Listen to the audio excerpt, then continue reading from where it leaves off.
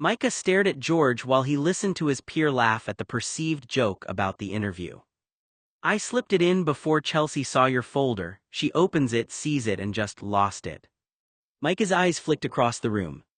Chelsea was visible over the tops of the desks. Still sitting. Still rigid. Not writing, not flipping pages, just staring down at her desk like she was locked in place with something in front of her that had completely changed her mood. Micah slowly set his pen down. I didn't set that up, he said quietly. George finally hesitated. It doesn't matter, he said, a little less sure now. It worked. She thinks you're messing with her, that's all. Micah didn't answer. Because now it wasn't about the prank anymore. It was about the fact that something had been changed without his permission, and everyone around him was already laughing at a version of reality he hadn't agreed to create. Micah stared at George, still trying to pull all the pieces into something that made sense. What are you talking about? He asked again, quieter now. George let out a laugh, shaking his head like Micah was missing the obvious punchline. You walked in here, George said, pointing at him, told Chelsea you didn't get the Ayers interview and said you got it with his best friend instead. Micah frowned. George kept going anyway. That picture is Ayers, he said. You idiot, you interviewed the right guy, and that picture what you turned in is the quarterback. A couple of the nearby reporters snickered, exchanging looks. It's funny, George added, leaning back, if you actually thought that was his best friend. Micah's expression tightened slightly. Quarterback, he echoed. George pointed at him again, grinning. Yes, you literally can't even recognize the quarterback when you interview him. The laughter around the room grew a little louder now, feeding off itself. But Micah wasn't really hearing them anymore. His mind had stopped on something else. A face. A voice. A red car in the rain. The hotel room. The way the stranger had spoken like he already knew things Micah didn't. Micah's grip on his pen loosened. No, he said under his breath. George was still talking, still laughing, but the words were starting to fade into background noise. Micah looked down at his notes from the interview, then back up, like he was trying to reconcile two versions of reality at once. The best friend the stranger had described. The casual way he dismissed himself. The confidence, the familiarity, the access. Micah's stomach tightened. He wasn't his best friend, Micah said quietly. George stopped laughing for half a second. What? Micah swallowed, eyes unfocused now. I talked to him, he said, more to himself than anyone else. In the rain, in the car, in the road. A pause. Then it landed. Hard. The guy Micah interviewed. The handsome jock from the hotel. The teen who called Micah at his home. Was Ayers all along. Not a friend. Not a side character. The quarterback, the actual subject of the interview he was supposed to get. Micah went still. Across the room the laughter kept going, but it sounded further away now, like it was happening in another hallway. Because suddenly the joke wasn't funny anymore. It was that he had been sitting inches away from the exact person he was supposed to be writing about. And he hadn't even realized it until everyone else told him. Micah sat very still at his desk, the noise of the newsroom continuing around him as if it belonged to a different room entirely. George was still talking, still laughing, but it was starting to blur into background static. You're overthinking it, George was saying. It was just a prank, man. You walked in, said the wrong thing, Chelsea flipped, and... But Micah wasn't listening anymore. His eyes were fixed somewhere just past George's shoulder. Because his mind had already rewound everything. The rain. The broken bike. The red car. The hotel room. The way the guy had spoken about Ayers so casually, like he was describing someone else, someone slightly removed, someone he didn't have to take seriously. His best friend, he had said. Micah's jaw tightened. That part stuck the most. Because it wasn't just a detail anymore, it was starting to feel like a tactic. A way to stay unidentified, a way to control what Micah thought he knew. George's laughter faded slightly when he noticed Micah wasn't reacting. You good? George asked, less amused now. Micah blinked once. Then slowly looked at him. He wasn't his best friend, Micah said quietly. George frowned. What? Micah leaned back slightly in his chair, the frustration finally creeping into his voice. "The guy I interviewed," he said carefully, "he said he was just his friend, that Ayers had already left. He made it sound like he was just someone else." George stared at him for a second, then scoffed. "Micah, come on." "No," Micah cut in, sharper now. "Ayers said it. He said he wasn't important, that Ayers was gone." The memory tightened in Micah's chest as he spoke it out loud. And now it didn't feel like confusion anymore. It felt deliberate. George sighed like this was getting exhausting. "So what?" he said. "He was messing with you." Micah's eyes narrowed slightly. "Yeah," he said slowly, "that's what I think." A pause. The newsroom noise filled in the silence again. Micah looked down at his notes, but his focus was no longer on the article. It was on the idea forming in his mind, cold, uncomfortable, and hard to shake. That the guy in the rain hadn't just been random. He hadn't just been helpful. He hadn't just been another interview source. He'd been someone who chose how Micah saw everything that night. And now Micah was realizing he might have been played from the very beginning. Micah didn't stay after the last bell. He grabbed his bag, left the newsroom without really saying anything else, and walked straight to where he'd locked his bike earlier that morning. The air outside felt colder than it should have for midday. Or maybe it just felt that way because his thoughts hadn't settled since the newsroom. He swung a leg over the bike and started riding. At first it was just routine, pedals, street rhythm, something physical to keep his mind from looping back on itself. But it didn't last long. Because halfway home, as he turned down a familiar stretch of road, he saw it. A red sports car. Parked at the curb like it had been waiting there on purpose. Micah's grip tightened on the handlebars instantly. His stomach dropped a little before he even confirmed what his eyes already knew. And then he saw him. Leaning near the car. Same posture, same presence, same calm, watchful stillness from the night before. The quarterback. Ayers. The same guy from the hotel room. Micah didn't slow down. For a split second his eyes flicked toward him, just enough to confirm it wasn't a mistake, just enough to feel that sharp, uncomfortable click of recognition again. Then he looked forward. And kept pedaling. No wave, no stop, no hesitation. Just the steady motion of his bike continuing down the street as if the car wasn't there at all. Behind him the red sports car stayed parked. And Micah didn't look back. The ride home didn't feel like a ride so much as something Micah was just enduring. Every turn of the pedals felt heavier than it should have, not because of his legs, but because of what was sitting behind him in his thoughts. By the time he got off his bike near his street, the noise from school still hadn't left him. Not literal noise anymore, he wasn't there now, but the kind that stuck. Laughter. George's voice. The quick, careless way people had started repeating it like it was a story instead of a mistake. He didn't even know who he interviewed. Thought the quarterback was his best friend. Micah got played and didn't even realize it. He could still hear it like it was happening in real time. And worse than that, he could feel the shift. The way people looked at him afterward. Not angry. Not even impressed. Just amused. Like he had become a running joke they could fold into conversations whenever the newsroom slowed down. Micah slowed his bike as he reached the sidewalk in front of his house, finally stopping. He didn't get off right away. His hand stayed on the handlebars, tight enough that his fingers ached slightly. Because it wasn't just that he had made a mistake. It was that everyone had decided what the mistake meant. He could still hear George laughing. Not because it was funny anymore. But because it had already spread. Already settled into the room as fact.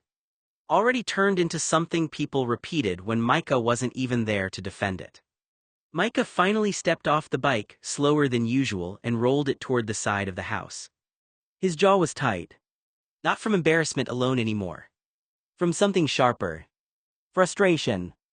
The kind that builds when you realize you're no longer part of the conversation about yourself. You're just the example people use when they're joking about someone else. He leaned the bike against the wall. And for a moment, he just stood there in the quiet of his own yard, listening to nothing but the distant echo of laughter that wasn't actually happening anymore, but still didn't feel gone. Micah was already halfway down the street when the red sports car moved. At first it was just a shift at the curb, subtle, like the driver was pulling out. Then it cut across his lane. Fast. Too fast.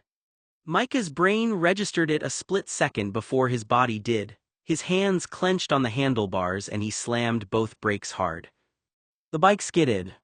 Tires squealed against wet pavement. He jolted forward, barely staying upright as the bike came to a harsh stop, inches from the front of the car. Micah's heart jumped into his throat. For a second, everything was just noise, breathing, tires, the distant hum of the street. Then anger hit.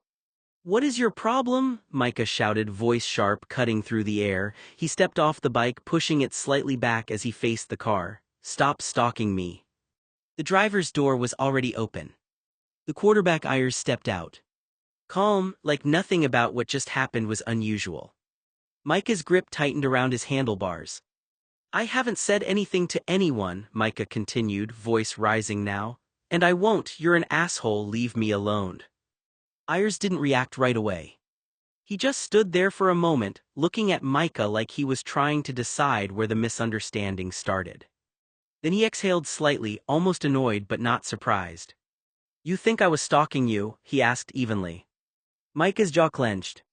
"You cut me off," he snapped. "You've been showing up everywhere I go, first the interview, then the hotel, now this. What else am I supposed to think?" Ayers leaned lightly against the car door, still too calm for how close Micah had just come to hitting it. "You're jumping to conclusions," he said. "That's not a conclusion," Micah shot back. "That's what happened." A pause. The street around them felt too quiet now, like it was holding its breath. Ayers studied him for a second longer. Then more controlled than before. "I wasn't following you," he said. "I was waiting here." Micah didn't move. "For what?" he asked, suspicious, still breathing hard. Ayers looked at him directly now. "For you to stop riding past like I don't exist," he said. Micah's voice came out sharper than he intended, breaking through the space between them. "You have a girlfriend," he said, anger spilling out now that he couldn't hold it back. "We fucked around and now we can just forget we ever met." Ayers didn't say anything. That silence only made Micah more frustrated. "And I'm sure you laughed about it with your buddies," Micah went on, stepping forward slightly. "Making fun of the reporter from the losing football team. It was really funny, right?" His hands clenched at his sides. "I got laughed at by the entire newspaper team at my school," he said, voice rising. "My best friend is mad at me because I made her look like an idiot and you made me look like a fool." Now his voice cracked into something more raw. "You don't care," Micah said. "You're just standing there like this is nothing." The street felt too still around them. Ayers finally shifted his weight, expression tightening, not amused, not defensive, just focused. "I didn't talk about you to anyone," Micah said evenly. Ayers scoffed immediately. "Yeah, right." Micah shook his head slightly. "I didn't laugh at you," Ayers added, "and I didn't turn you into anything." Micah stared at him, breathing hard, anger still sitting under everything as it had nowhere to go. Ayers met his gaze. "You're the one deciding what this means," Micah said quietly. Micah's anger didn't fade. It stayed right at the surface, sharp and unstable. "You just left," he said, voice tight. "After everything you just acted like I didn't matter." Ayers didn't respond immediately. That silence only made it worse. Micah took a step forward, frustration breaking through again. "You disappear, then you show up like I'm the problem for reacting," he said, "like none of it meant anything to you." Ayers' jaw tightened slightly. "I didn't disappear," he said, "I left." Micah let out a short, humorless breath. "That's the same thing." The wind moved between them, cold and steady. Micah gestured vaguely down the street toward everything behind him, the newsroom, the weekend, the confusion that had been building since Friday. "And now you're acting like I'm crazy for remembering it differently," he said. Ayers met his eyes. "You're mixing things up," he said again, quieter. Micah shook his head. "No," he said firmly, "I remember exactly how it felt." A long pause stretched between them. Micah's hands slowly loosened at his sides, but his expression stayed tight. "I just want my hoodie back," he said finally, "and I want this done." Ayers didn't move yet. But he didn't look away either. Micah's voice rose again, sharper now, edged with frustration he couldn't fully contain. Just give me my fucking hoodie back. Ayers didn't flinch. I don't have it, he said simply. Micah stared at him. What do you mean you don't have it? He asked, slower this time, like saying it carefully would force it to make sense. You're the only person who could have it. Ayers exhaled through his nose, patient but clearly irritated now too. I don't have it, he repeated. I checked my car, it's not there. Micah shook his head immediately. That doesn't make any sense. Ayers shrugged slightly. Maybe you left it at the hotel, he said. That landed heavier than it should have. Micah paused. The hotel. For a second, his mind tried to pull up a clear memory of it walking out, leaving, packing up the night into something clean and finished. But what came instead was fragmented. Rains, the rides, the room, leaving in a hurry, everything slightly blurred at the edges like he hadn't been fully present when it happened. Still. No, Micah said quickly, I didn't leave it there. Ayers watched him for a moment. Not mocking. Not angry. Just steady. Then I don't have it, he said again, quieter this time. Micah's jaw tightened. Because the certainty he came here with, the idea that the hoodie had to be with him, that everything had a simple explanation, was starting to crack. He looked at Ayers for a long second. Then down at his bike. Then back up again. So where is it? He asked, but the anger had shifted slightly now, less accusation, more confusion underneath it. Ayers didn't answer right away. And that silence didn't help. I looked, Ayers said more firmly now. It's not in my car, I checked twice. Micah stared at him, still not willing to accept it. That doesn't make sense, he said. It has to be with you. Ayers exhaled, clearly reaching the edge of patience. You must have left it at the hotel, he said. Your carelessness has nothing to do with me. That landed differently. Micah went quiet for a beat. The word carelessness stuck more than it should have because it wasn't just about a hoodie anymore. It felt like everything from the weekend was being reduced to that. A mistake, a mess, something he was supposed to just clean up. Micah's grip tightened on his handlebars again, still standing beside his bike. I wasn't careless, he said, voice lower now, controlled but tense. I didn't just lose it. Ayers looked at him steadily. Then where is it? He asked. Micah didn't answer right away. Because for the first time, he didn't actually know. The certainty he had walked over here with was gone, replaced by something uncomfortable and uncertain. Ayers shifted slightly, glancing toward the street like he was already done with the conversation. I don't have your hoodie, he said again, final this time. Check the hotel or don't, but it's not with me. Micah stood there for a moment longer, jaw tight, anger now tangled with doubt. Not because he trusted Ayers, but because he was starting to realize he had fewer answers than he thought, and every version of the story he'd been holding onto was starting to slip a little. Micah's expression changed before the words were even fully out. The frustration didn't disappear, it sharpened into something more desperate. You have to have it, he said, voice rising again. You have to. Ayers frowned slightly. I don't. I know I didn't leave it at the hotel, Micah cut in, louder now, stepping forward. You're the only one who could have taken it, just give it back. His breathing was uneven now. Anger breaking into something less controlled. It's not just a hoodie, he added, voice cracking slightly under the pressure of it. You don't understand. Ayers' face shifted, confusion now replacing irritation. Then tell me, he said sharper, because I don't have it. Micah shook his head like he couldn't process that answer. No, he insisted, you do, you're lying. Ayers' patience snapped a little. Stop, he said firmly, I don't have it. Why would I want your stupid hoodie anyway? It's old, it's worn out, faded. It's not my fault you lose your own stuff. That last sentence hit harder than he probably intended. Micah went still. For a second the street noise seemed louder again, the distant traffic, the wind, the quiet life continuing around them like nothing important was happening here. But for Micah, something had already cracked open. His voice dropped, but it wasn't calmer. You don't get it, he said quietly, you don't know what that is. Ayers studied him now, really looking for the first time. Micah swallowed, jaw tight. It was my dad's, he said. The words didn't come out smoothly, they came out heavy like they had been held in too long. A pause. Even Ayers stopped speaking. Micah's hands loosened slightly at his sides, but his eyes stayed fixed. It's the only thing I have left of him, he added, quieter now but steady in a different way. So no, I didn't just lose it. Silence stretched between them. Whatever anger had been in the air didn't vanish, but it shifted, changed shape, suddenly having something real underneath it. I should go, Ayers said again, but his voice wavered as soon as he said it. I'll call the hotel, the jock added quickly, like he was trying to build an exit he could actually use. Maybe someone turned it in. Ayers didn't move right away. Then more firmly, like he was repeating something that wasn't landing. I said I'll call the hotel. Micah nodded too fast. Yeah, okay, I'll just. But the sentence didn't finish. It fell apart in his throat. His breathing caught, uneven, and suddenly his eyes burned harder than he expected them to.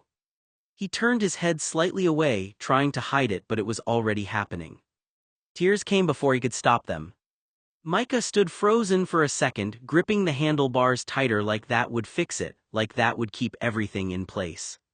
I didn't lose it, he said again, but his voice broke halfway through. I didn't. He wiped at his face quickly, frustrated at himself more than anything, but it didn't stop. Ayers stayed still, watching now without interrupting. Micah took a shaky breath. I should go, Ayers said again, quieter this time, but he still didn't move. Because leaving required control he didn't have at that moment. And standing there, trying to breathe through it, he realized he wasn't just arguing about a hoodie anymore. He was trying not to fall apart in the middle of the street. If you want, Ayers said after a moment, voice calmer now, I'll give you a ride to the hotel. You can ask if they've seen it.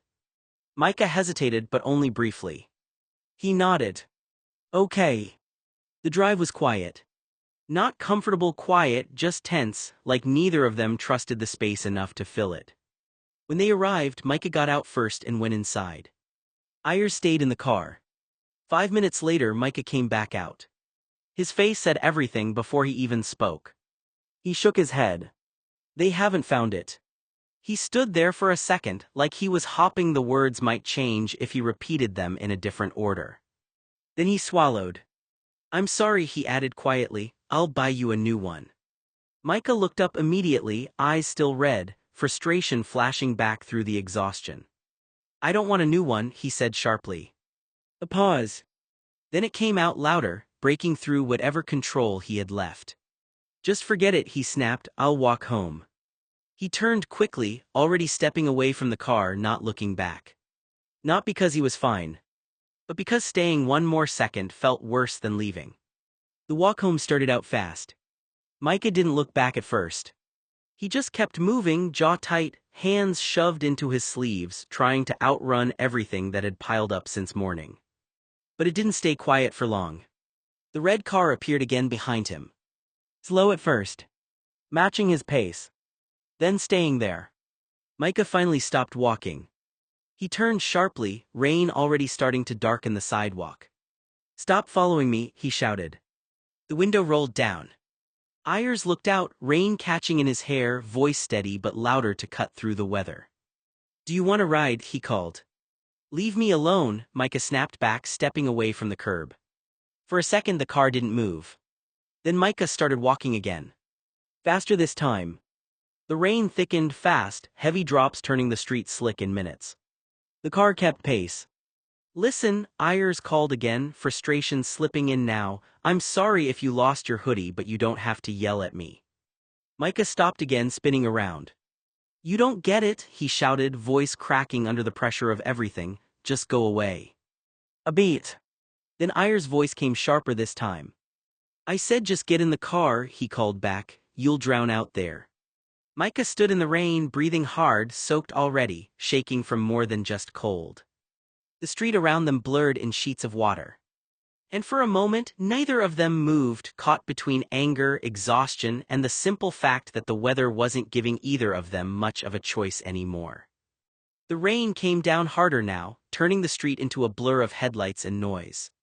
Micah stood there in it, soaked through, breathing fast from anger more than cold. Just leave me alone, he shouted again, voice cracking at the edges. The red car didn't move away. The window stayed down. Ayers' expression had shifted now, less defensive, more direct, like he'd decided something mid-sentence. "I didn't mean to make fun of you," he said over the rain. "When I said Ayers was my own best friend or whatever you thought, I was messing around." Micah blinked, still tense. Ayers continued, voice steady but louder to be heard. "I thought everyone knew who I was in this town," he said. "It wasn't about you, I didn't do it to embarrass you." Micah let out a sharp, disbelieving laugh. "Right," he shot back, "so what, it was just funny?" Ayers shook his head slightly. "No," he said, "it was stupid, but it wasn't aimed at you." A pause. Rain hammered the roof of the car. Micah stood there, dripping, shoulders tight, trying to decide what to do with that answer.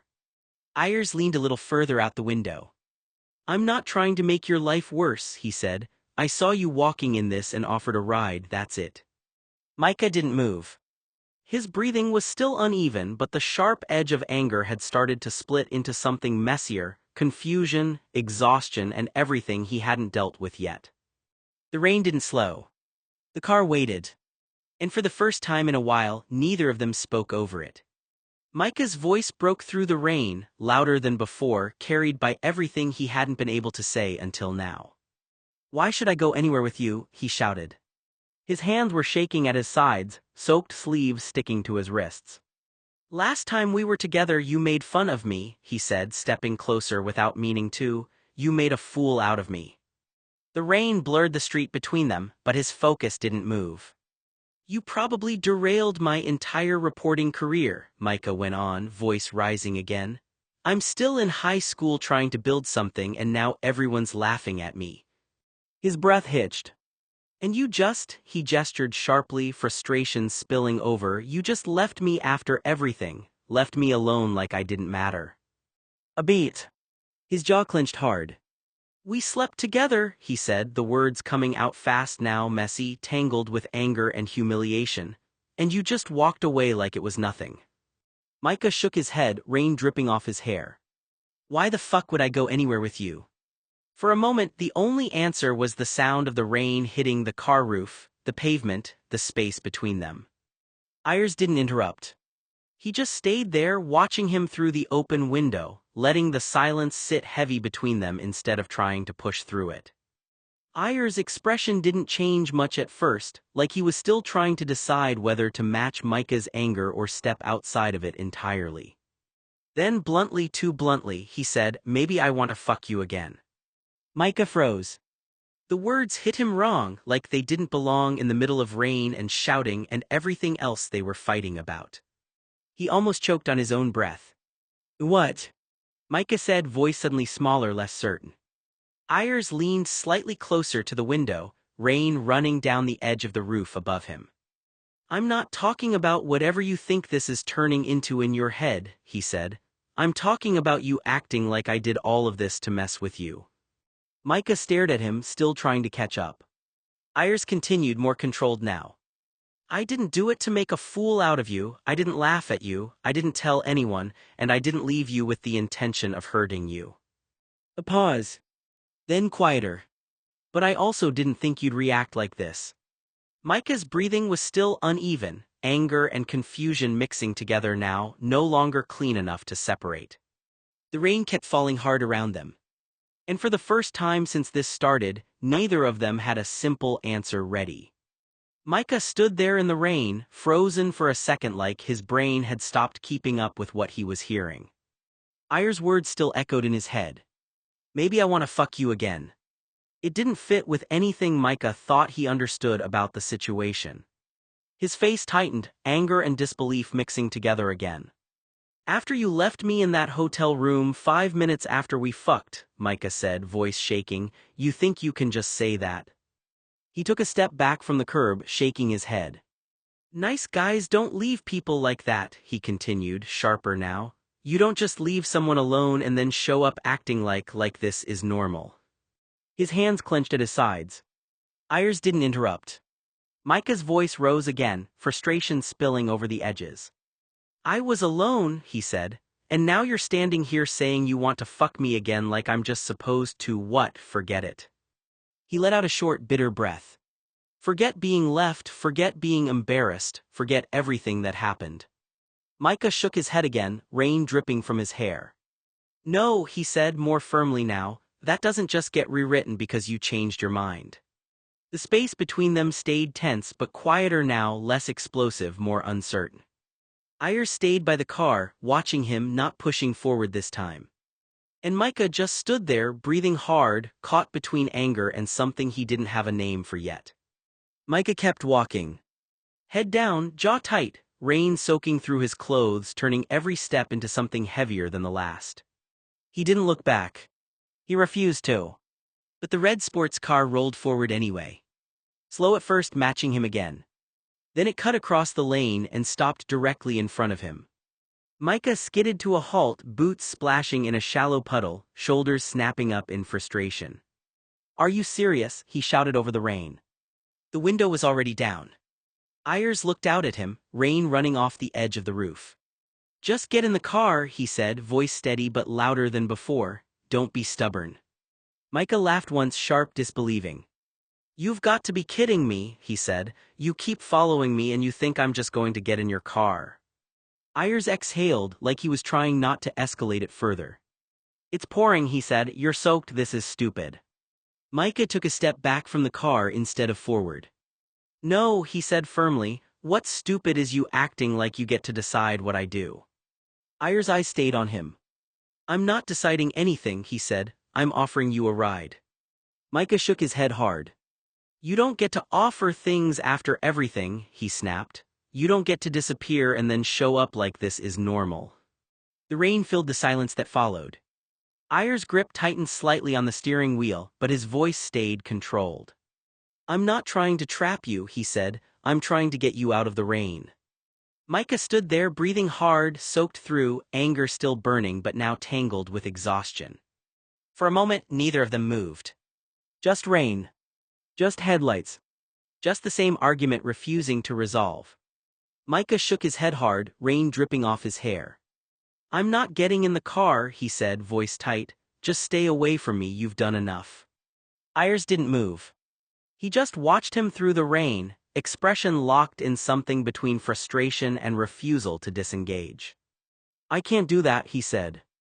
Micah blinked, exhausted now more than angry. "What do you mean you can't?" he snapped. "Just go away." His voice broke slightly at the edges. "Please," he added, quieter but sharper in a different way, "just leave me alone." Ayers stayed where he was. Not stepping forward, not backing off. Just steady.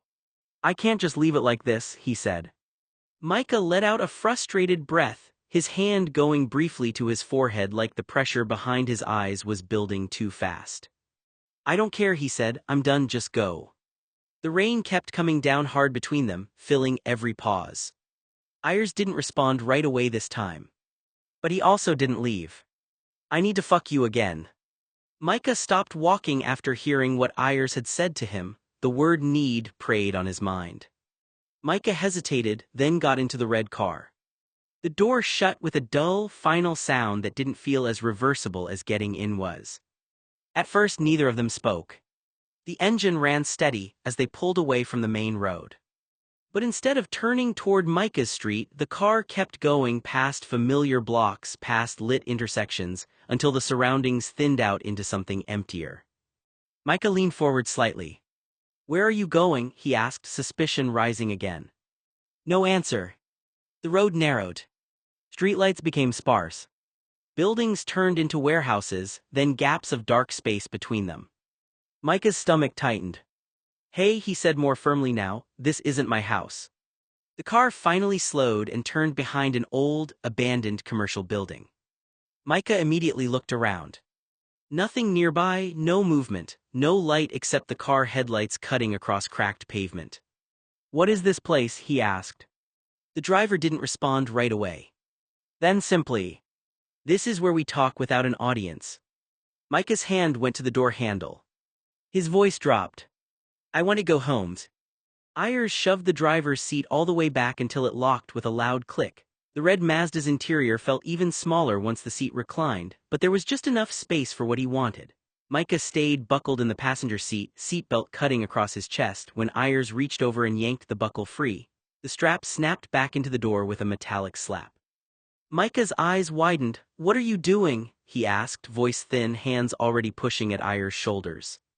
Ayers ignored the question. He popped his own seatbelt, unzipped his jeans. Micah and Julian have sex in Julian's car. Scene retracted, read extended version on Wattpad. What? Wait, Micah gasped, trying to twist away. Ayers held him tight, one arm locked around his lower back. Micah's forehead dropped to Ayers' shoulder. What's your name? He managed between gasps. Julian, the driver panted, hips snapping up. I'm Micah, the reporter answered, voice shaking. Julian's cock twitched inside him at the name. They stayed locked together, breathing hard. Julian's hand stroked Micah's back in slow circles. Micah's legs trembled. The red Mazda pulled away from the abandoned building, headlights cutting through the dark.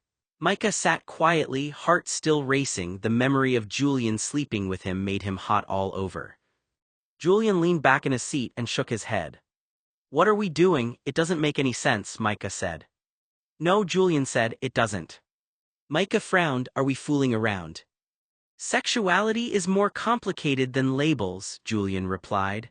People like to put everything into neat little boxes, but real life doesn't always work that way. Micah stared out the window for a moment. So what are you then? Julian shrugged. I'm me. That's not an answer. It's the only answer I've got.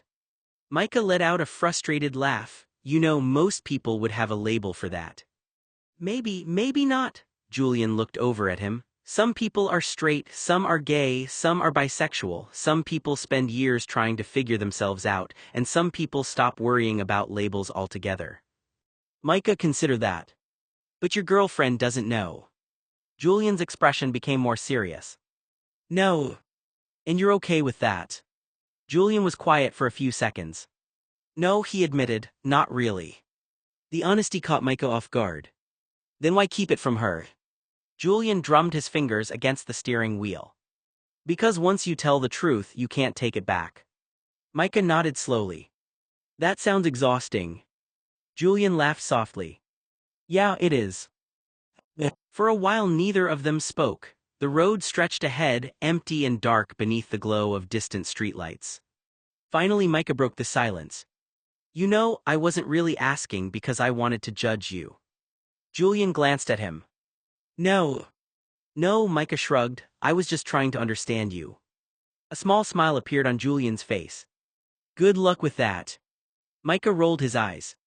See that right there, you always do that. Do what? Make a joke when things get serious. Julian chuckled and looked back at the road.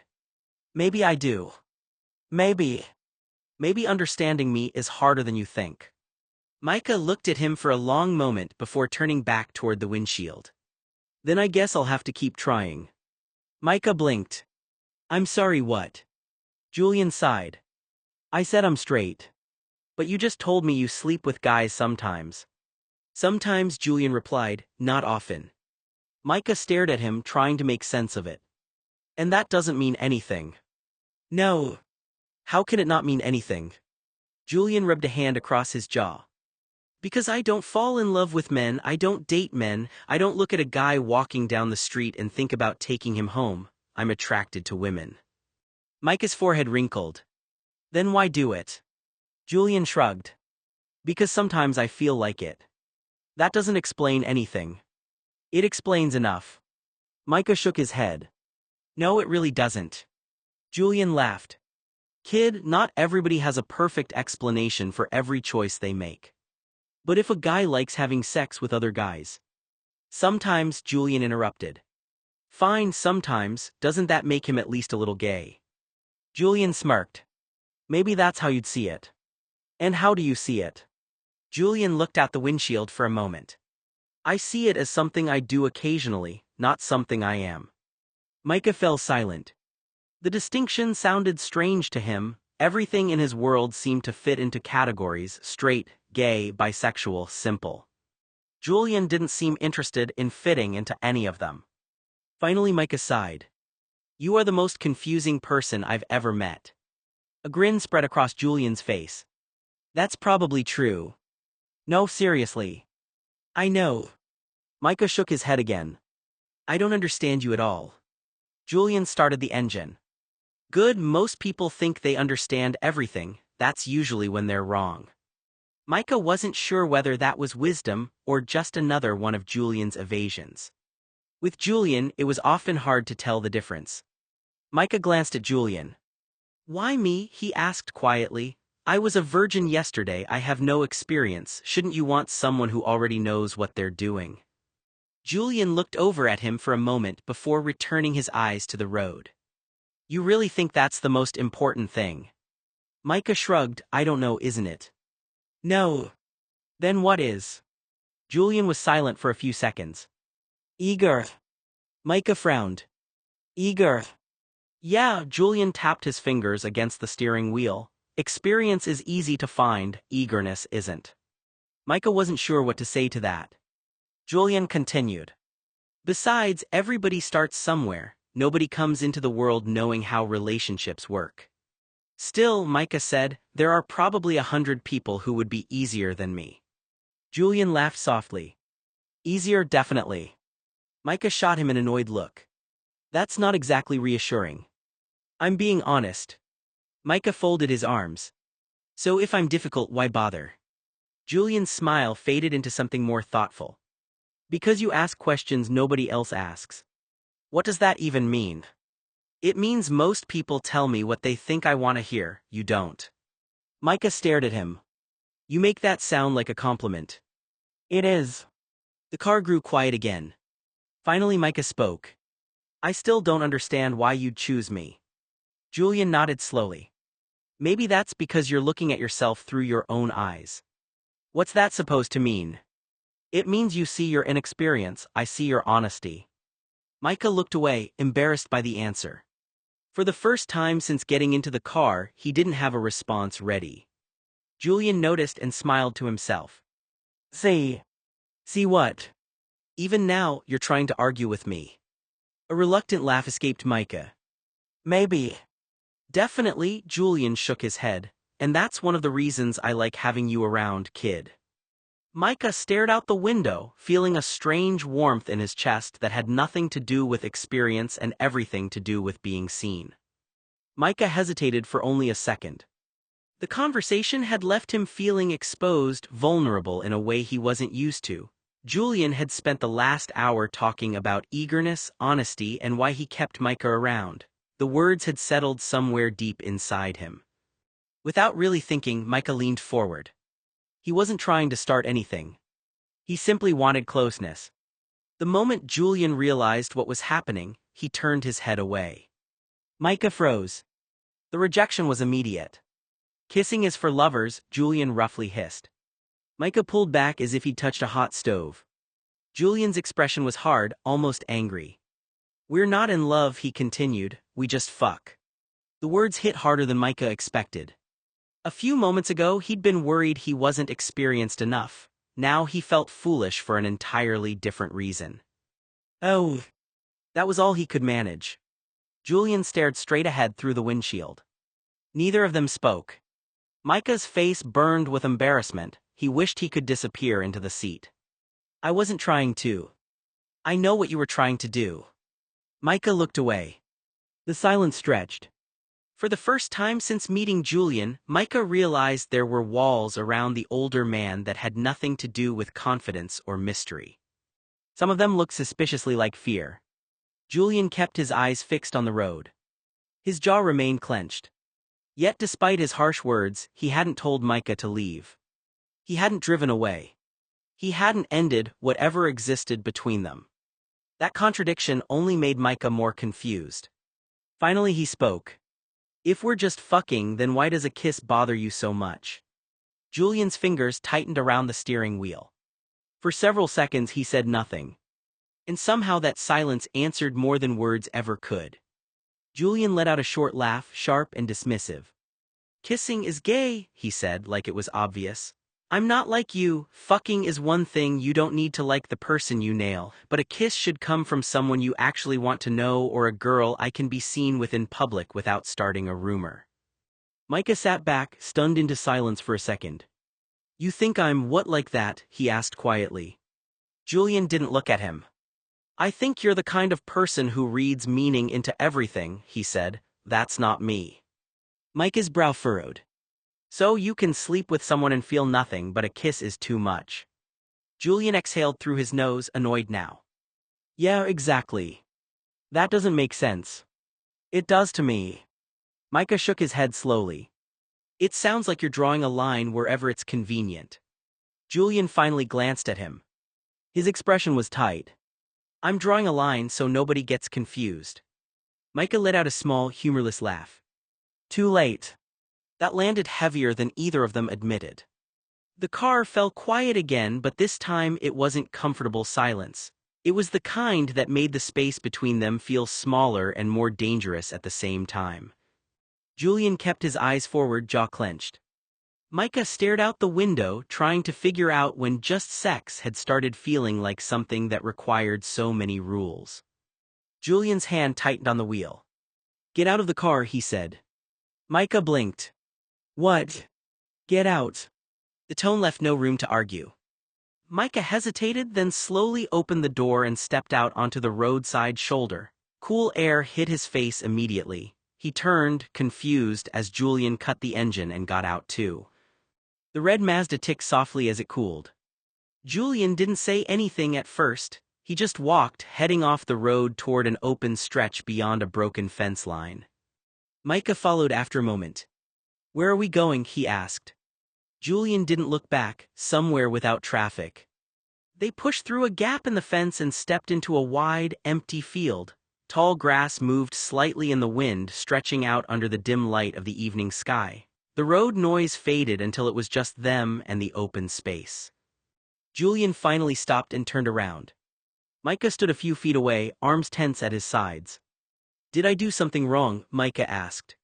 Julian let out a breath, looking out over the field instead of at him. No, he said after a moment, that's the problem.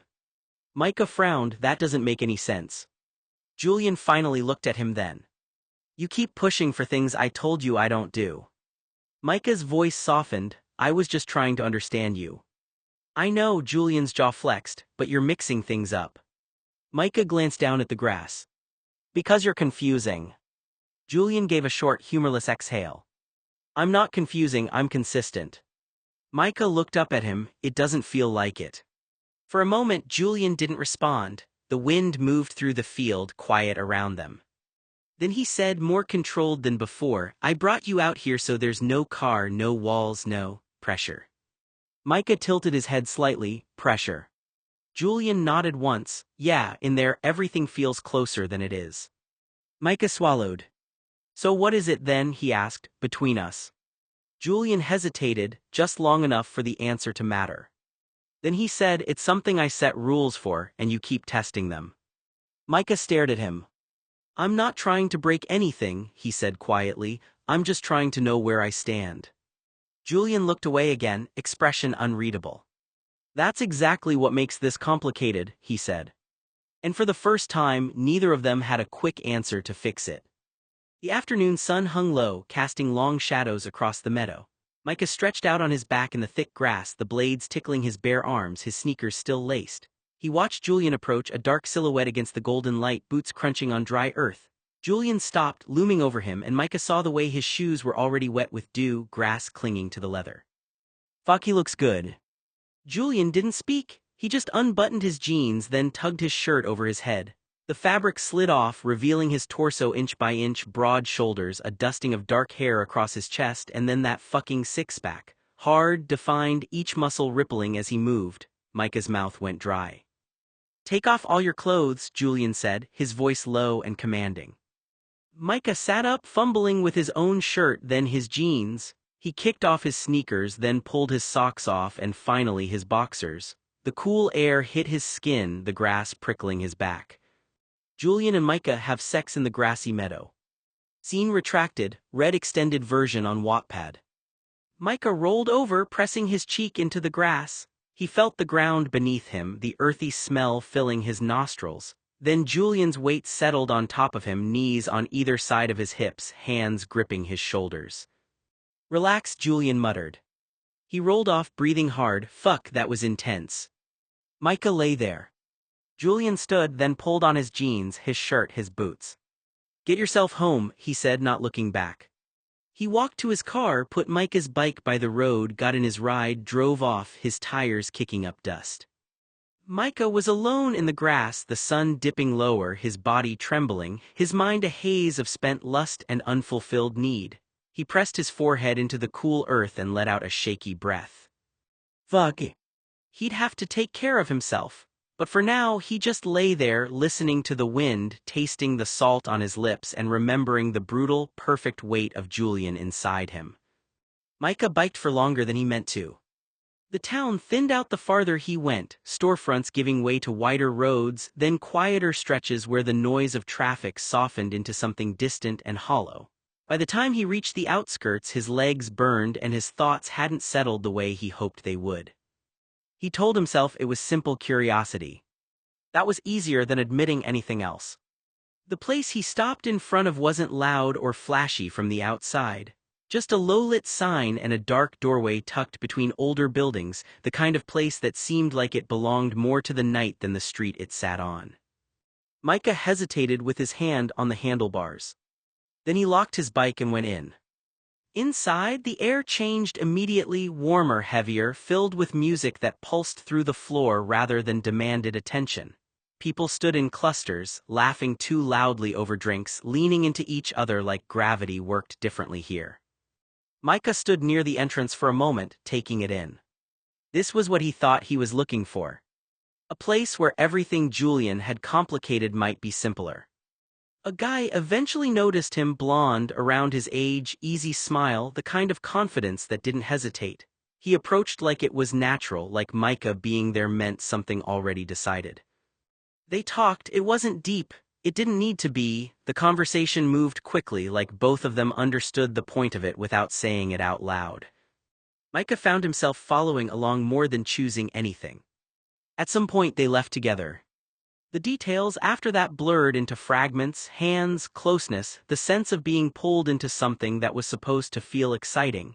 Micah didn't resist it. He even tried to lean into it to find whatever everyone else seemed to be chasing when they came here. But it never quite clicked. There was no build-up that made his chest tighten, no slow pull of anticipation, no feeling of being seen in a way that mattered. It was just happening. And then it was over. Afterward, they lay there for a moment in the quiet aftermath. The blonde guy touching his phone like sex was already finished in his mind, too. You good? The guy asked casually. Yeah, Micah said automatically. He wasn't sure it was true. When he finally left, it was without ceremony. A quick goodbye, a nod, the kind of exit that didn't require meaning because there wasn't any left to extract. Outside, the air felt colder than before. Micah walked his bike down the street before getting on, riding slowly at first, like speed might make the feeling catch up to him. But it didn't change. That was the strange part. He had done what he thought he wanted. He had proven to himself that it was possible, that Julian wasn't the only variable in the equation. And yet all he could think about was how empty it felt compared to sitting in a car with someone who didn't even let him finish a kiss. That didn't make sense to him at first. He stopped at a red light long after he didn't need to, just standing there with one foot on the ground, staring ahead. Because the difference wasn't technique. It wasn't experience. It was something else he couldn't name yet. And whatever it was, it had been missing the entire time, except once. With Julian. That night at his grandmother's house, Micah fell asleep faster than he expected. The room was quiet in that old, familiar way, thin walls, the faint creak of the house settling, a dim glow slipping in through the edge of the curtains. He told himself he was just tired. But sleep didn't stay simple. Julian was in the dream before Micah even understood what it was becoming. There was closeness, intensity, a pull that felt more real than anything he'd experienced that night in the town. It wasn't just physical. It felt charged, like every word Julian had ever said was still hanging in the air between them. Micah didn't question it, not at first. In the dream, everything narrowed down to sensation and presence, Julian's attention, the heat of being wanted, the strange certainty that this was what all the confusion had been circling around. Then something shifted. Micah looked up. And it changed. Julian's face didn't feel the same anymore. The intensity dulled like a light being turned down too quickly. The closeness was still there, but it lost its weight, becoming repetitive, automatic, like something being done rather than felt. The connection that had seemed undeniable a moment before suddenly felt hollow, disconnected from anything real. Micah tried to reach for what had been there before, but it slipped further away, dissolving into something he couldn't hold onto. And then he woke up. He shot upright in bed, breathing hard. The room around him was still the same, quiet, dark, safe, but his body didn't feel like it belonged to the calm of the moment. His skin was warm, his pulse fast, his mind tangled in fragments of the dream that refused to settle into something coherent. He stayed sitting there for a while, trying to steady his breathing. Confused. Restless. Uncomfortable in a way he couldn't quite explain. Eventually, he ran a hand down his face and stared at the dark ceiling, as if it might offer an answer. It didn't. Micah got out of bed slowly, still caught in that uneasy space between the dream and waking life. The house was quiet in the way only an old house could be, soft creaks in the walls, distant settling sounds. The faint hush of everything else asleep. He crossed the room and dropped to his knees beside his school bag. His fingers hesitated at the zipper. Then he opened it. He pushed past notebooks and loose papers, rifling through the inner pocket with more urgency than he meant to show even to himself. His hand found something flat, folded slightly from being handled before. Micah pulled it out. A photograph. The one Julian had given him during their first night together, the same one that later ended up in Chelsea's article, the same night Julian had laughed it off, performing confidence like it cost him nothing, acting like Ayer's best friend one moment and something else entirely the next. Micah turned it over. For a second he just stared at it. Back then, it had felt like a joke, almost, something casual, almost disposable, part of Julian's strange way of moving through people and moments as if none of it could touch him. Even the way he'd handed it over had felt careless, like it didn't matter where it ended up. Now it felt different. Micah sat back on his heels, the photo resting in his hand. His chest still carried the echo of the dream, the way something intense had shifted into something mechanical, the sudden emptiness where connection had been a moment before. It clung to him uncomfortably, refusing to settle into something he could easily dismiss. And the photo didn't help. If anything, it made everything feel more uncertain. Julian looked like someone who knew exactly what he was doing, or someone who wanted people to think he did. Micah swallowed, eyes still fixed on it. Because the problem wasn't just what had happened between them. It was that every version of Julian Micah had seen so far seemed real, just not at the same time. And Micah didn't know which one he was supposed to trust. Micah's fingers trembled as he picked up the photograph from under his mattress. The glossy paper felt warm from the afternoon sun filtering through the dusty blinds. He stared at Julian's profile, the sharp jaw, the slight stubble, the way his eyes seemed to look at something just beyond the frame. Micah's breath hitched.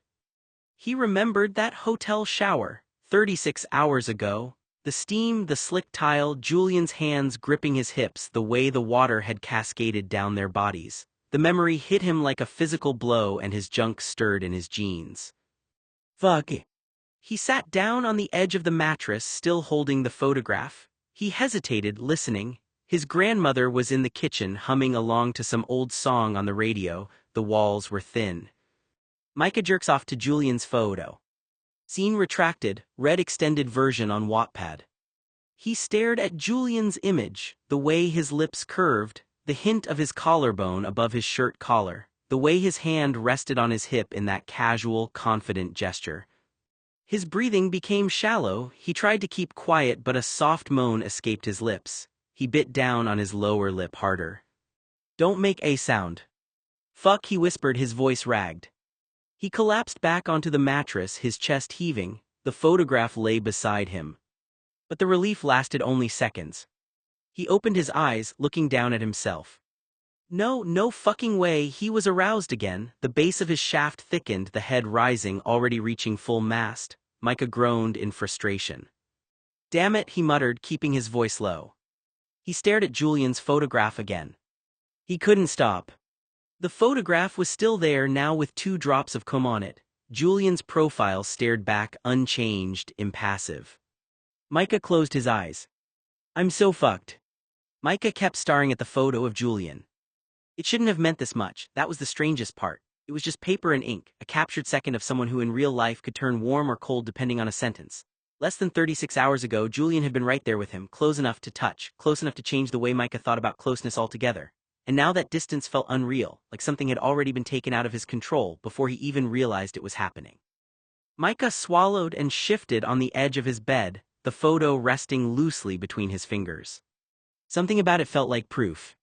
Not proof of what Julian was exactly, but proof that Micah wasn't imagining the intensity of it all. The way Julian spoke, the way he didn't speak, the way he set rules that didn't feel like boundaries so much as warnings he expected people to ignore anyway. Micah replayed the last day in fragments, Julian's voice saying kissing is for lovers, the sharpness of it, the way he'd shut things down without hesitation, as if intimacy itself was something he could regulate with simple declarations. And yet none of that explained why Micah couldn't stop thinking about him. That was what unsettled him most. He told himself it should have faded by now. It was supposed to be simple, an experience, a confusing encounter, something that ended and got filed away like everything else in his life. But instead it had followed him home into sleep, into silence, into the space between thoughts when he wasn't actively trying to keep his mind busy. Even when he tried to think about the guy from the bar, or the ordinary rhythm of his own life, Julian kept slipping back in like a shadow that didn't respect boundaries. Micah's thumb traced the edge of the photo without meaning to. He didn't know what it was anymore. Lust was the easiest explanation. That's what people were supposed to call it when their mind kept circling back to someone's body, their presence, the memory of closeness. But this didn't feel clean enough for that word. Lust was supposed to be direct, uncomplicated, something that burned hot and then cooled. This felt different, more tangled, more persistent, like it wasn't just about wanting Julian physically, but about trying to understand him even when every attempt seemed to make him less understandable. And then there was the dream. That part bothered Micah in a way he didn't want to admit even to himself. Because it hadn't just been random. It had felt like his mind was trying to reconstruct something it couldn't finish, like it was taking pieces of Julian and rearranging them into something that made sense and then failing halfway through. The moment it shifted from intensity to something mechanical had felt almost like a warning, as if his own subconscious was pulling away from an idea before it went too far, but waking up hadn't brought relief. It had left him more aware of how much Julian had already gotten into his head. Micah exhaled slowly and leaned back against the bed frame. He tried to imagine what it would feel like if this stopped, if Julian just became a normal memory again. Something distant, neutral, something that didn't change the way his body reacted when he thought about him. But the image wouldn't hold. Every time he tried to flatten it into something simple, it reassembled itself into something sharper, more complicated, like Julian refused to stay contained in any one explanation. Micah glanced down at the photo again. Julian's expression, whatever it was supposed to mean, looked almost mocking now. Or maybe that was just Micah projecting onto it because he needed it to make sense. Either way, it didn't help. Because the worst part wasn't even the confusion. It was the certainty building underneath it. That whatever this was, lust, curiosity, obsession, or something more dangerous he didn't have a name for yet, it wasn't fatting on its own. And Micah wasn't sure anymore whether he wanted it to. A weird feeling crept over Micah every time he stared at the photo. It wasn't just confusion anymore. It was something heavier, harder to ignore, like his body had started reacting to Julian before his thoughts could catch up and stop it from meaning anything. He kept telling himself it was just curiosity, just leftover tension from everything that had happened in such a short span of time. Less than 36 hours wasn't enough to mean anything real. It wasn't supposed to get inside someone's head like this. But it had. And it annoyed him how much it had. Micah swallowed, sitting on the edge of his bed for a long moment with the photo still in his hand. His mind kept looping back to Julian's voice, the way he talked like everything was already decided, like feelings were optional and rules were absolute. That line, kissing is for lovers, kept repeating in his head in that same rough tone like it had been carved in place. He exhaled sharply and stood up. Downstairs, the house was dim and quiet. His grandmother was asleep, the TV off, the kitchen dark except for a small light over the stove that never fully turned off. Micah moved through it in silence, almost on autopilot, like he needed motion more than direction. Something about the feeling in his chest wouldn't settle. It wasn't just emotional. It was physical too, distracting in a way that made it hard to sit still, hard to think about anything else. He didn't want to name it too clearly, didn't want to sit with it long enough for it to become something he couldn't ignore. He opened a drawer in the small hallway table and pulled out the phone book. The paper was thick and old, edges slightly curled from use. It felt strange holding something so outdated, like he was stepping into a different version of himself just by using it. He flipped it open and started thumbing through, the pages whispering as they turned. A for Ayers. He scanned carefully, moving letter by letter, his finger tracing down names he didn't care about until his focus narrowed. Then he found it. Ayers. Micah stopped. His finger hovered over the entry for a moment. The room felt quieter than before, even though nothing had changed, just the soft hum of the house and his own breathing, slightly uneven. He stared at the name like it might shift if he looked at it long enough. Julian wasn't just a person he had met, he wasn't just a confusing experience or something that could be explained away by curiosity or impulse. He had a last name, a place in a book, a line that connected him to something outside of Micah's head, something real and reachable. That realization made everything feel sharper. Micah's grip tightened slightly on the edge of the page. He hadn't decided what he was going to do. Not really. But the fact that he was even here, at night, standing in a quiet house, looking up Julian in a phone book as if it mattered, told him something he didn't want to admit yet. This wasn't fatting. Not at all. Micah's heart started to beat faster the moment his finger landed on Julian's number in the phone book. He stared at it for a second longer than he needed to, like looking away would make it disappear or make the decision easier. The house around him stayed quiet, the hallway light humming softly overhead, but everything in Micah felt louder than the room could contain. He picked up the phone. His hand hesitated at first, then tightened around it. Dial tone. Each beep felt too deliberate, too slow, like the phone itself was giving him time to change his mind. He didn't. The ringing started. Once. Twice. Then. Hello. A woman's voice. Micah froze for half a second, caught off guard by how immediate it was, how real it suddenly felt that Julian existed outside of his head, outside of that photo, outside of everything that had been looping through him for the past day. Micah cleared his throat. Hi. Who's calling? She asked. His pulse jumped. Someone from school, he said quickly. I need to talk to Julian, it's about a science project. The lie came out cleaner than he expected, too clean, like it had been waiting there for him. There was a pause on the other end. Micah swallowed, gripping the phone tighter. One moment, the woman said. A shift, the faint sound of movement in the background. The phone lowered, voices muffled, then distant. Micah stood perfectly still. He realized he was holding his breath and let it out slowly through his nose, trying to steady himself. This was stupid. He knew it even as he waited. There was no science project, no real reason, just the same pull he'd been trying to ignore since yesterday, since Julian's voice, since the field, since the kiss that never happened, since everything that had been defined and then taken away again. A click. The line changed. Another voice came through. Still distant, slightly distracted. Yes. Julian. Just hearing it made something in Micah's chest tighten immediately, sharp and involuntary as his body recognized him before his mind could catch up. Micah hesitated. For a second he almost hung up. But he didn't. Hey, he said quietly. A pause on the other end. Who is this? Julian asked, sharper now. Micah's throat went dry. It's Micah. Silence. Not total silence, just the kind that felt heavy, like Julian had stopped everything else he was doing. Then Julian spoke again, slower this time. How did you get this number? Micah swallowed. The phone book, he admitted. Another pause. Longer this time. Micah shifted his weight, suddenly aware of how strange this was, how late it was, how little sense it made if he tried to explain it out loud. I said not to confuse things, Julian said finally, voice lower now. Micah closed his eyes for a second. I'm not trying to, he said, I couldn't stop thinking. That earned him another silence. Different this time. Less sharp. More complicated. On the other end, Julian didn't respond right away, and in that gap Micah felt something shift again, like whatever line he had crossed was already changing the shape of everything between them. Julian exhaled sharply on the other end of the line. He shook his head even though Micah couldn't see it. I shouldn't have done a virgin, Julian said, voice flat now, colder than before. They get too attached and won't leave you alone. Don't call my house again, lose my number. Micah's stomach dropped. For a second he didn't even process the words as a full sentence, just fragments that didn't want to connect into anything real. Then they did.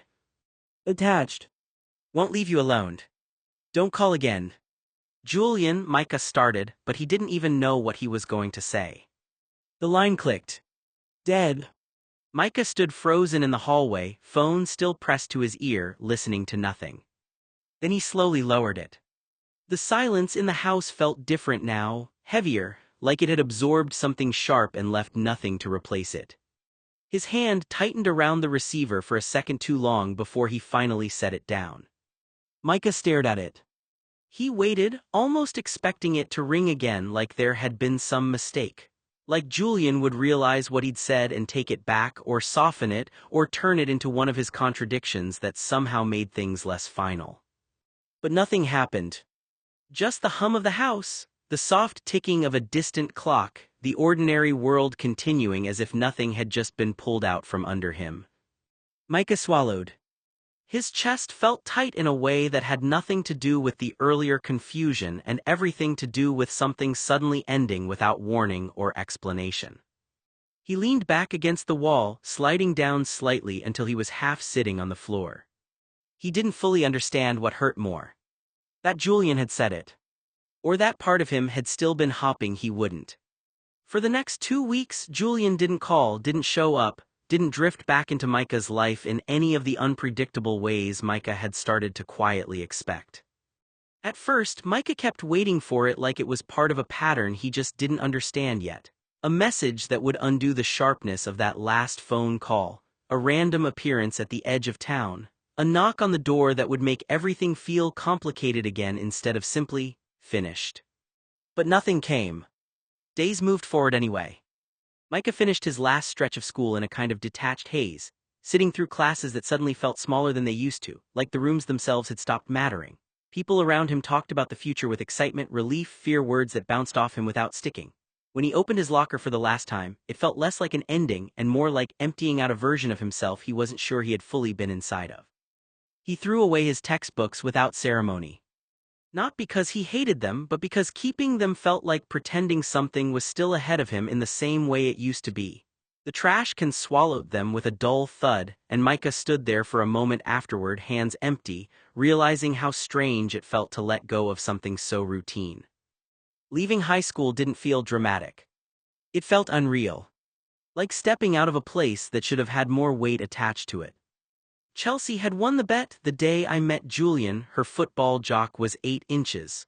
We laughed about it, and later the week, on the last day, Chelsea cried that we wouldn't be attending the same high school together anymore. Not quietly either. Proper, shaking tears that surprised even her, like the reality of it hit her all at once in the hallway between lockers and exit doors. She grabbed Micah and hugged him tightly, holding on longer than he expected, like she couldn't quite accept that 4 years had been reduced to this one final moment of goodbye. Can you believe it's over? She kept saying, laughing through it. Micah nodded because it was easier than trying to answer honestly. He didn't tell her what else was sitting underneath him. He didn't tell anyone about Julian. He didn't tell anyone about the phone call. Or the way the words had landed and stayed there, not fading the way arguments were supposed to fade when they belonged to people who didn't matter. Because that was the part he couldn't quite say out loud. It did matter, more than it should have, more than it made sense for something so short, so undefined, so unstable. And the silence from Julian made it worse. No calls, no accidental sightings, no tension waiting around corners. Just absence, clean, deliberate absence that felt almost like a decision had been made on the other side without Micah being part of it. It started to settle into him slowly, like weather changing without warning. Maybe the phone call had been too much. Maybe that was it. Maybe Julian had been right in a way that hurt to think about, that whatever this had been, it was never meant to stretch past a moment, past curiosity, past something physical and temporary. And Micah's mistake had been treating it like it could become something else. He didn't say that out loud either. He just carried it. Walking out of school for the final time, stepping into a future that suddenly felt too open and too quiet, Micah couldn't shake the thought that he had crossed a line he didn't even know was there, and scared off the only person who had ever made the world feel sharply focused for a few brief, confusing days. Micah was halfway home, riding his bike along the quiet road, the rhythm of the pedals steady under him even as his thoughts weren't. The air felt heavier than it should have for that time of day. Like something was waiting just outside the edges of what he could see, something he didn't have a name for yet. Then he spotted it. The red car. Pulled over on the side of the road, engine off, still enough to look almost casual if you didn't know what to look for. For a moment Micah's mind tried to ignore it to keep moving forward the way it had been all afternoon. But his body didn't cooperate. His chest tightened. His heartbeat spiked. He slowed without meaning to, the bike rolling forward more cautiously now, like his instincts were bracing for something his thoughts hadn't fully accepted yet. And then he saw inside. Julian. The sight hit him too fast to process cleanly. Julian was in the car with a girl, close in a way that left no room for doubt, no ambiguity, no version of the situation that could be softened into something harmless or explainable. They were kissing while he fucked her. Not casual, not distant, real enough that it made Micah's stomach drop immediately. Micah stopped pedaling. The bike tilted slightly under him before he corrected it, foot pressing hard against the ground to steady himself. The world around him kept moving, wind, distant traffic, the normal hum of everything that didn't care what he was seeing, but his focus locked onto the car like it was the only thing that existed. Julian's hand was on her shoulder. Her face turned toward him. The intimacy was immediate, familiar in a way that made something sharp twist in Micah's chest. Jealousy came fast and uninvited. Not the clean kind he could explain away, something messier, hotter, confusing in how quickly it replaced everything else he had been feeling: anger, sadness, closure, all of it collapsing into one single, uncomfortable realization that he wasn't as detached from Julian as he had tried to convince himself he was. His grip tightened on the handlebars. His throat felt dry. He should have kept riding. That was the obvious thing to do, the reasonable thing. Julian had made it clear, made everything clear actually, but Micah couldn't move. His body didn't follow logic anymore, it just stood there, stuck between forward motion and something that felt like impact. The car didn't change. Julian didn't look up. And Micah realized, standing there frozen on the side of the road, that whatever he had been telling himself about distance, about meaning, about just sex and rules and detachment, none of it had actually protected him from this feeling. Not even a little. Micah stayed off to the side of the road, partially hidden by the angle of the brush and the curve of his own hesitation. He knew he should leave, he knew there was nothing about this that was meant for him to witness. But he didn't move. The red car was still pulled over, engine quiet. The late-day light made everything feel too clear, too exposed, like there was nowhere for intention to hide. After a moment the girl got out. She adjusted her clothes as she stepped onto the shoulder of the road, smoothing her shirt, fixing her hair with quick, practiced motions. Her face was unreadable from where Micah stood, already shifting into whatever version of herself would continue the rest of her day as if nothing had just happened. She didn't look back. Just started walking toward town. Away from the car. Away from Julian. Micah's throat tightened slightly as he watched her go, the normality of it almost worse than anything else. Like this was just something that happened, something routine enough not to linger. Inside the car, Julian stayed seated for a moment longer. He straightened his shirt. Fixed a couple of buttons. Small, ordinary movements that made everything feel even more surreal to Micah, like he was watching someone step back into a version of themselves that didn't belong to any one person in particular. Micah ducked slightly behind his bike without thinking, even though he knew it was pointless. He was already seen or not seen, he couldn't tell. His chest felt tight again, but different now. Not just jealousy. Something more complicated sitting underneath it. Because he couldn't stop watching.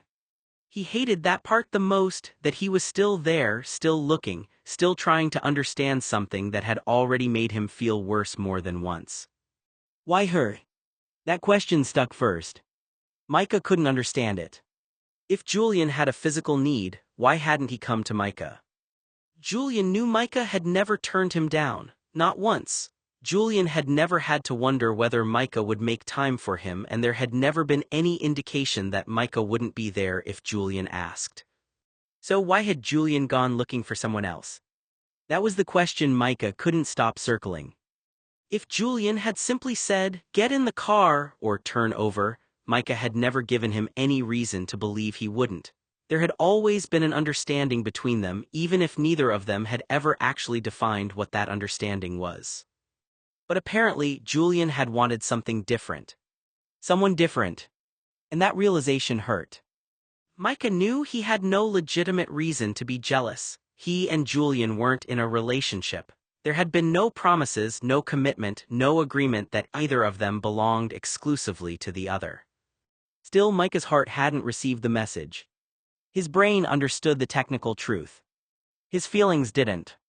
Every time he imagined Julian choosing another girl, something inside him tightened. He hated himself for it because he knew he had no claim on Julian. But jealousy didn't care about technicalities. Micah wasn't angry because Julian had broken a promise. He was hurt because, somewhere along the way, Micah had started believing he was enough for Julian, and now he was being forced to confront the possibility that he never had been. Micah thought maybe being a newly broken-in, sexually active guy meant he wasn't exciting enough to hold Julian's attention. Maybe Julian was sick of him because he didn't have enough experience. Micah knew he didn't really know what he was doing, and that insecurity had been growing ever since their last intimate encounter. Yet that was what confused him most. Julian had been very vocal the last time they had been together. If Julian was tired of Micah, if Micah wasn't meeting Julian's needs, then why had Julian been so vocal about how pleased he was with Micah's body? Micah replayed the night over and over in his head, searching for some explanation. Maybe Julian had been trying to tell him something. Maybe Micah simply hadn't understood. Or maybe Julian had already decided that Micah wasn't enough and had chosen not to say it directly. That possibility hurt the most. Micah stared at the ceiling, feeling his jealousy tighten in his chest. If Julian really was tired of him, then why hadn't he told Micah? Why had he gone looking for someone else instead? Not even in an angry way, more in a confused, uncomfortable way that he didn't want to admit to himself. He had thought in some private corner of his mind that what he and Julian had was at least distinct. Even if it was messy, even if it wasn't defined, even if Julian kept insisting it was nothing more than sex. But seeing him like this, with someone else so easily, so casually, undercut every fragile assumption Micah had been building. Julian wasn't cheating on Micah. There had never been an exclusive relationship between them. They hadn't sat down and talked about what they were, what they expected from each other, or whether either of them had the right to ask for exclusivity. As far as Julian understood it, they had shared a casual hookup. Maybe he would give Micah a ride home, maybe they would see each other again, that was all. Julian hadn't promised him anything. And technically, Julian hadn't broken anything. But Micah didn't experience it that way. Micah had been a virgin less than a week earlier.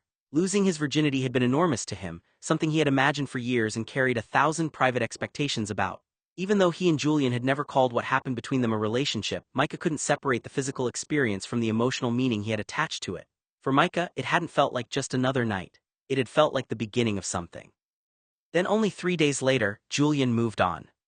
That was what devastated him. Micah knew Julian hadn't technically betrayed him. He knew there had been no promise of commitment, no conversation about exclusivity, and no agreement that Julian would wait for him. But knowing that didn't make the pain disappear. It only made it harder to explain. Julian could honestly say that he hadn't done anything wrong, while Micah could still feel as though something precious had been taken from him and discarded. The worst part was the thought that perhaps Micah had simply been another person to Julian. Another hookup. Another night. Someone Julian could sleep with, leave behind, and forget about 3 days later. Micah hated himself for wondering whether Julian had ever cared about him at all. If Julian could move on that quickly, maybe the experience had meant nothing to him. Maybe Micah had been foolish to believe that losing his virginity with Julian made him different from anyone else. And that was where the feeling of being used came from. Julian hadn't promised Micah anything, and Micah knew that. If Julian had wanted to defend himself, he could have said, "I never told you we were together. I never told you I was going to be exclusive. I never lied to you." And Julian would have been right. But being right didn't make Micah's heartbreak any less real. Micah's tragedy wasn't that Julian had cheated on him. It was that Micah had given an experience enormous meaning while Julian had experienced it as something casual. There had been no broken agreement, only two people who had walked away from the same night carrying completely different emotions. For Julian, it had been something that happened. For Micah, it had been his first time. And sometimes, Micah realized the cruelest kind of heartbreak wasn't being betrayed by someone who had promised to love you. It was discovering that the person who meant so much to you had never realized how much they meant to you at all. He swallowed. His fingers tightened around the handlebars again. He told himself he didn't care. That it shouldn't matter. That Julian was exactly who he said he was. Someone who didn't attach meaning, didn't complicate things, and didn't belong to anyone in any way that mattered. But his body didn't agree.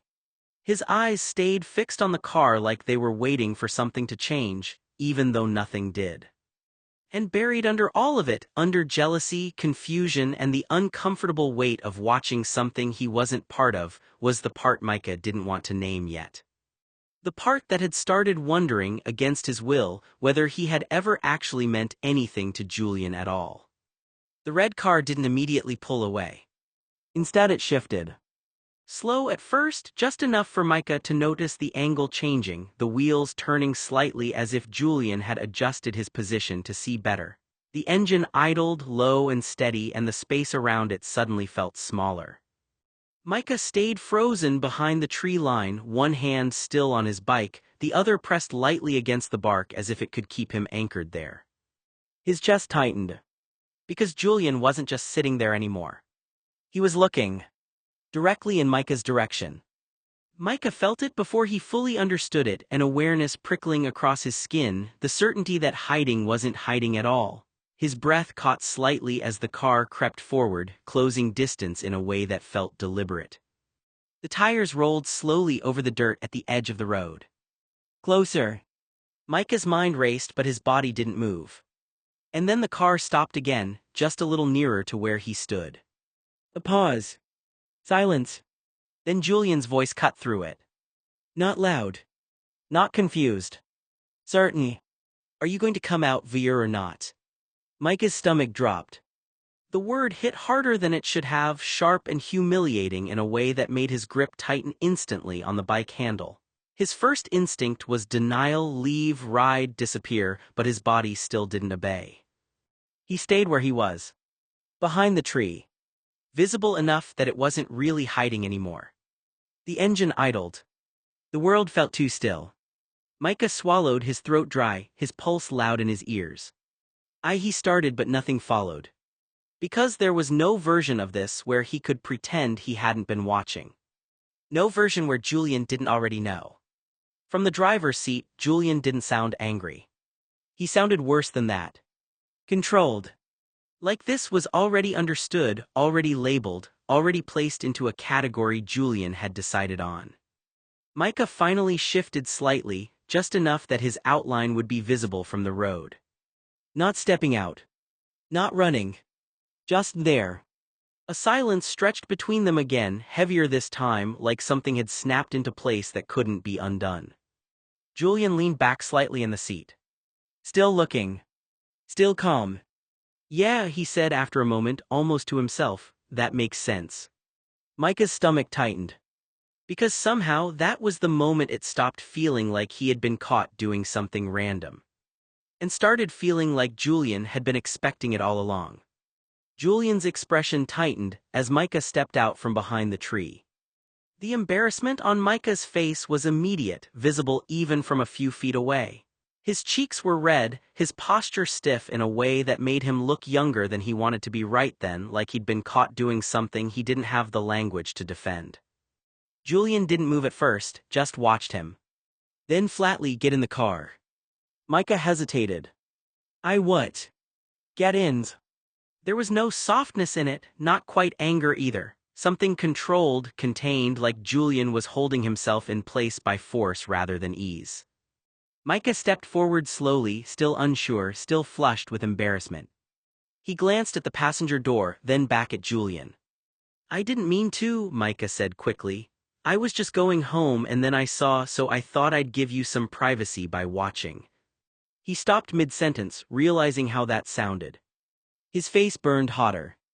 Julian exhaled sharply through his nose. Didn't your mommy tell you not to spy on strangers? Micah winced instantly. I wasn't spying, he said too fast. I didn't know what I was supposed to do. Julian's jaw flexed. One hand stayed on the steering wheel, fingers wrapped tight enough that his knuckles looked pale. You're standing in the trees watching me have sex, Julian said. That's not what you were supposed to do. Micah's mouth opened, then closed again. He didn't have a response that didn't make it worse. The silence stretched between them. Julian didn't look at him now, just stared forward through the windshield, like looking at Micah directly would give too much away. Micah shifted his weight awkwardly. I really didn't mean anything by it, he said again, softer this time. I saw you and I don't know. Julian let out a short, humorless laugh. You always don't know, that's your thing. Micah flinched slightly at that. For a moment, neither of them spoke. The red car idled quietly on the roadside, the world outside it continuing as if nothing unusual had happened at all. Then Julian finally turned his head. Not fully. Just enough to look at Micah again. His voice was lower now, more controlled. You don't get to follow me around and act surprised by what you see. Micah swallowed. I'm not following you, he said, I just ran into you. Julian held his gaze for a long moment. Then he leaned back in the seat, still gripping the wheel. His knuckles didn't relax. Get in, he repeated. This time Micah didn't argue. He moved toward the passenger door, heart still unsettled. Unsure whether getting into the car would make anything better, or just make it harder to pretend he could walk away from this at all. Julian reached down toward the center console and pulled out his car phone. He didn't look at Micah when he spoke. Call your guardian, he said, voice even. He held the phone out. And say you're not going to be home for a while. Micah blinked at it. What? Julian finally turned his head slightly. Call your guardian, he repeated, slower this time, enunciating each word with controlled patience, and say you're not coming home. Micah's throat tightened. I can't just say that, he muttered. Julian's eyes stayed on him for a beat longer than comfortable. Why not? You're 18. Micah opened his mouth, then closed it again. Because it sounded wrong, because it sounded like a decision he hadn't actually made. Because nothing about this moment felt like something he had planned or understood or even fully stepped into willingly. I didn't expect to, Micah started. Julian cut him off. That's not an answer. Silence. The car engine hummed between them. Micah looked at the phone in Julian's hand like it had weight beyond plastic and metal, like it was a line he couldn't cross without something changing on the other side. I don't want to lie, Micah said quietly. Julian let out a short breath through his nose. Then don't lie, he said, just say you're not coming home. Micah hesitated. That is a lie, he said. Julian's jaw tightened slightly. No, he corrected, it's a fact, you're not going home right now. Micah frowned. That's not what they'll think. Julian leaned back in his seat, still holding the phone out. That's not your problem right now. Micah stared at him. Something in his chest felt pulled in two directions at once, one part wanting to step back, to reset, to leave the road and the car and everything about this moment behind. The other part refusing to move at all, locked in place by the intensity of Julian's attention, and the way he spoke like certainty was something he could simply assign to reality. I don't have to do that, Micah said quieter. Julian didn't react immediately. Then calmly, no. A pause. You don't. Micah blinked, caught off guard by the answer. Julian's grip shifted slightly on the phone. But if you're getting in my car, he continued, you're not disappearing without saying something, that's not how this works. Micah swallowed. The air felt heavier again, like the space between choices had narrowed. He looked down at the phone. Then back at Julian. His voice came out smaller than he wanted it to. What am I supposed to say? Julian studied him for a moment. Then finally, he held the phone a little closer. Tell them you're safe, he said, and that you'll be back later. Micah hesitated, then slowly reached for it. Julian didn't look away from him when he said it. Get in the trunk of my car. Micah blinked, completely thrown. What? Julian's tone didn't change. If anything, it got more precise. I said get in the trunk. I have to go into town and pick up a few things, and I can't have you sitting in the front seat with the whole town wondering why we're in the same car. Micah stared at him. For a second, he genuinely thought Julian had to be joking. But Julian's face stayed steady, focused, controlled, like this was logistics, not something absurd.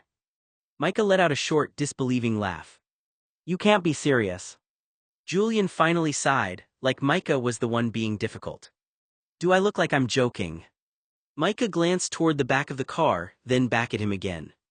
That's not, people don't just, he shook his head, I'm not getting in your trunk. Julian's jaw flexed. Then you don't come with me. Micah hesitated. The words landed differently than an argument, not angry, not pleading, just final. A clean boundary. Micah shifted his weight, suddenly aware of how strange the situation had become. Standing on the side of the road, red car idling, Julian calm in a way that made everything feel even more unreal. I don't understand why it has to be like this, Micah said quietly. Julian leaned back slightly in the driver's seat. Because you're not supposed to be here, he said, not like this, not visible. Micah frowned. That doesn't make any sense. It does if you think for more than 2 seconds about what people see. Micah looked down the empty road. Then back at Julian. I'm not getting in the trunk, he repeated more firmly this time. A pause. Julian studied him for a moment, then exhaled through his nose, controlled, restrained frustration. Fine, he said finally. He reached over and popped the trunk latch with a dull click. Then added flatly. Then stay out of sight when I leave. Micah didn't move immediately. He just stood there, caught between disbelief and the uncomfortable awareness that Julian had already started treating this entire situation like something that required concealment, rules, and distance, while Micah still couldn't even decide what it was supposed to mean. And that difference between them suddenly felt a lot bigger than the trunk of a car. Micah hesitated for a long moment. The idea itself felt unreal, like something he understood as a concept but not as a lived decision. His chest tightened as he looked at Julian, trying to read past the sharpness in his voice for anything softer underneath it. Julian didn't move. Didn't soften. Just waited. Finally, Micah exhaled and shook his head slightly. There has to be another way, he said quietly. Julian's jaw flexed. There isn't, he replied. Not if I go into town with you visible in my car. People hear talk, they see things, they turn it into stories. Micah frowned. So I just disappear for you. Julian's eyes flicked to him then, briefly, something complicated behind them but still controlled. It's not about you disappearing, Julian said. It's about avoiding questions you don't understand the weight of yet. Micah looked down the empty road, then back at the red car. This was supposed to be simple. It wasn't. I don't like this, Micah admitted. I know, Julian said immediately, but you're still here. That landed heavier than anything else. A pause stretched between them. Micah swallowed, then slowly moved toward the car, not to the trunk but hesitating near it, like he was still deciding whether he was even part of the same plan anymore. Julian watched him the whole time, unmoving, waiting for Micah to choose what came next.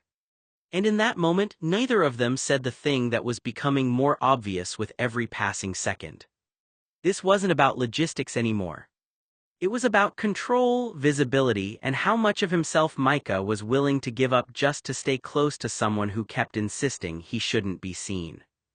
Micah climbed into Julian's trunk as the other guy locked it.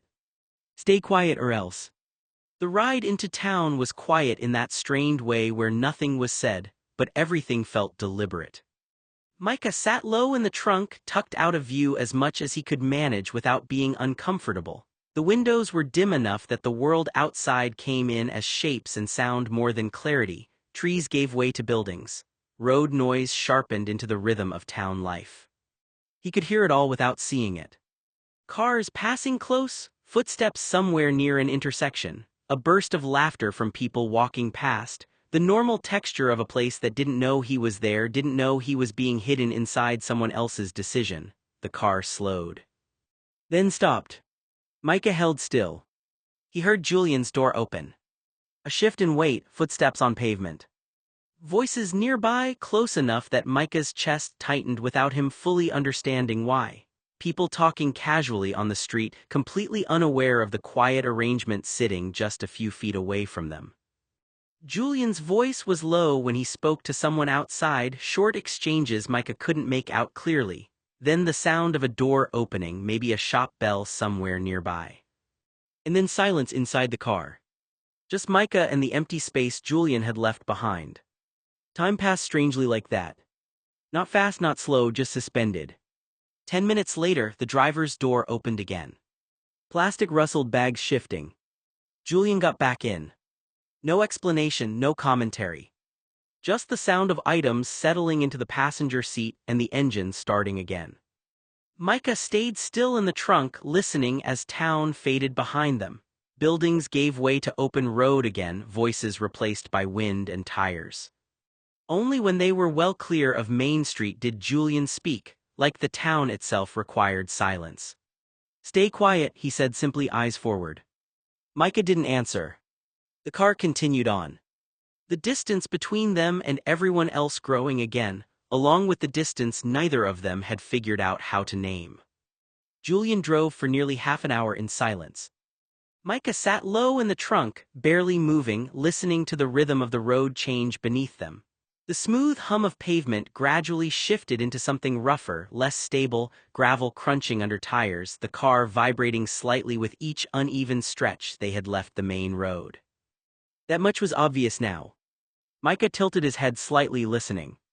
The soundscape changed too. Traffic disappeared, replaced slowly by wind. Then something else, distant, unmistakable. Seagulls. Micah's chest tightened slightly at the sound. That meant water, open space, the edge of town where everything thinned out and the land stopped behaving as if it belonged to people.